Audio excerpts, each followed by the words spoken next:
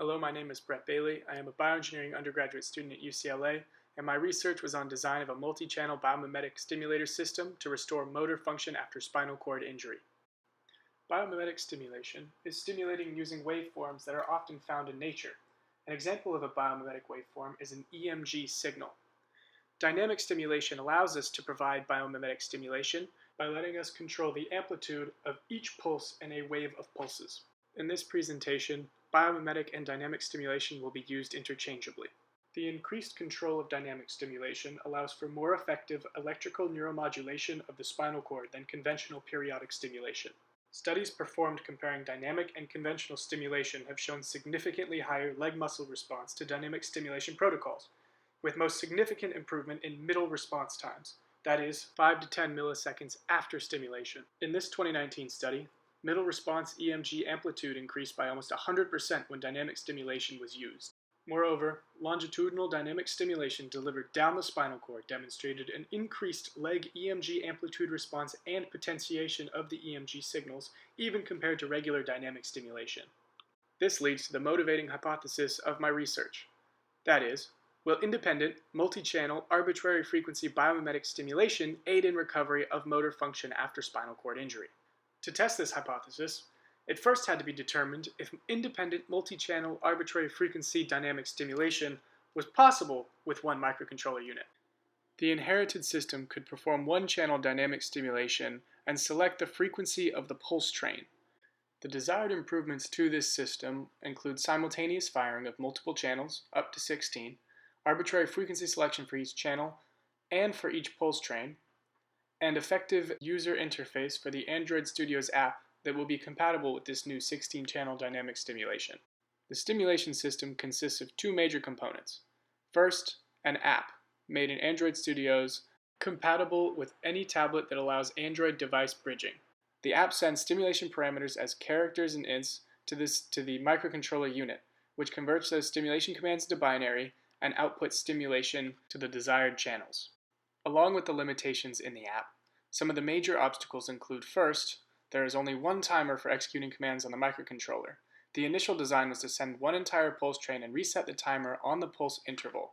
A major drawback of this method was that there could only be one frequency on which the timer could output pulse trains. Obviously, you cannot have more than one channel on an arbitrary frequency if this is the only way that you can reset the timer. Also, dynamic memory constraints of the microcontroller limited the number of pulses that could be output in a given pulse train for each channel. Starting with the app improvements, a grid-style selection of up to 16 channels from channels 0 to 59 on the stimulation box was introduced. Also, for each channel, selection of each individual CSV file, pulse firing rate, and individual pulse train firing rate were made available. As a result of these added features, the structure of the header of the command sent to the MCU were changed, while the body of the command stayed intact, so the microcontroller could translate the stimulation parameters in the same way. The issue of the timer was overcome by creating a structure which contained all of the stimulation parameters for each channel. The timer, instead of resetting on a pulse interval, resets every 1 millisecond and scans all of the channels to see whether or not there is a pulse to fire. A counter increases every time a pulse fires for each channel, and if the counter is equal to the pulse gap set by the user for that channel, the pulse train resets. Introduction of the pulse gap feature followed a very similar structure, except that it overrides the pulse train reset until the counter has reached the size of the pulse train gap set by the user. By using this method, pulses can be fired on any interval of 1 millisecond, which will be demonstrated later in the video.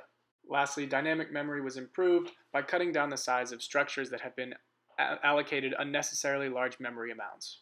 Right now, I am adding a CSV file and inputting pulse gap and pulse train gap into the app dynamic mode.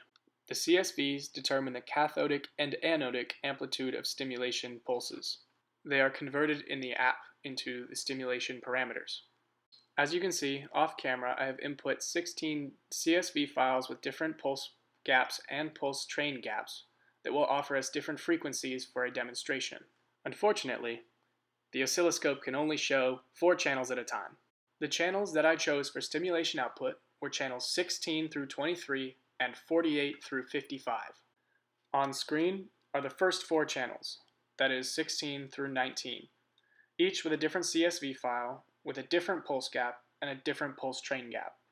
Channel 16 has a CSV file that is supposed to look like a ramp. Its frequency is 200 Hz and its pulse train frequency is 10 Hz. Another notable waveform is channel 18 in blue. It is part of an EMG recording that is fired at 250 Hz with a pulse train gap of 7 Hz. Of course, these values are arbitrary and they were selected by me. The only constraint to consider is that the pulse gap multiplied by the number of pulses cannot exceed the pulse train gap. If we zoom in on the oscilloscope, such that each grid line represents 5 milliseconds, we can see that channel 16 is resetting about every 5 milliseconds, which is 200 Hz, and channel 18 is resetting every 4 milliseconds, which is 250 Hz. Unfortunately, there seems to be a 5% delay on each pulse gap and subsequently each pulse train gap. This is speculated to be due to the nature of firing the commands from the microcontroller, and we are currently looking into solutions. Moving on, we take a look at channels 20 through 23. These channels highlight more obscure pulse gap frequencies, as well as channels that do not have a pulse train gap, which is also allowed. These channels are channels 22 and 23 on the bottom. Notice channels 20 and 21 on top are both different EMG signals on different frequencies with different pulse train frequencies. This is proof of concept that the stimulation system can output several channels of arbitrary biomimetic stimulation.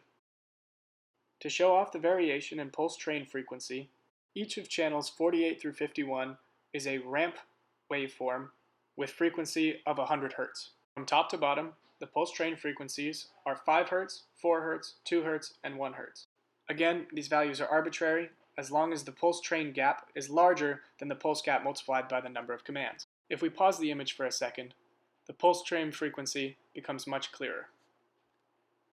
Lastly, for channels 52 through 55, I wanted to show what it would look like to have 4 EMG signals running simultaneously on different frequencies with different pulse train frequencies. Notice channels 52 and 53 are both high-frequency EMG signals, with frequencies of 200 and 142 Hz respectively, with pulse train frequencies of 7 and 2.5 Hz respectively. Channels 54 and 55, however, demonstrate lower frequency EMG signals, that is 33 and 20 Hz, with no pulse train gap. This table contains all of the relevant information from the demonstration. If you are inclined, pause the video now and you can review the stimulation parameters from the experiment. In conclusion, we were able to achieve potential 16-channel arbitrary frequency dynamic stimulation. This accomplishment greatly facilitates the in vivo spinal cord injury rat experiments that could potentially lead to future progress in recovery from spinal cord injury in humans, as well as serving a critical block for a closed-loop spinal cord injury implant integrated with machine learning algorithms. Future directives include reducing the 5% delay in pulse train and pulse gap, pulse width selection, and further dynamic memory improvements. I would like to take a moment to thank the following people: UCLA Bioengineering Department and the Biomimetic Research Laboratory for aiding me with my research. Thank you for taking the time to listen to my presentation.